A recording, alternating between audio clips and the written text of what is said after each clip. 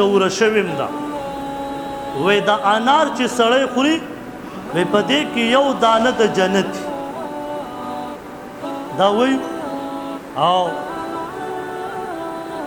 او خلق په ډیر زیات لګیا دي همدا خبره کوي دې کې یو دانه د جنت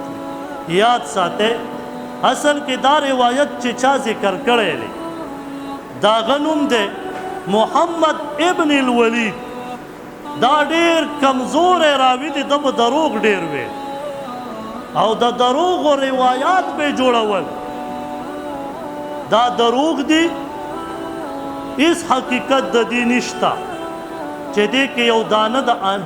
انار کې یو دانه د جنت دا دروغ اصل کې یو بل روایت ته ابن جریر رحمه الله خپل کتاب کې ذکر کړي عباس رضی الله تعالی عنہ روایت عباس رضی الله تعالی عنہ فرمای لیس فی الدنیا مما فی الجنة الا الاسماء په دنیا کې چې دا کمی میوه دي دغه میوه په جنت کې دي خو لیکن په جنت کې حقیقتي میوه دي په دنیا کې صرف نمونه دي بس صرف دومره صحیح روایت شته لکه په دنیا کې انار دی نو په جنت کې انار دی خو داسې انار نه دی د دې نه خوندور یو د دې نه ډېر غټ په دنیا کې کیله ده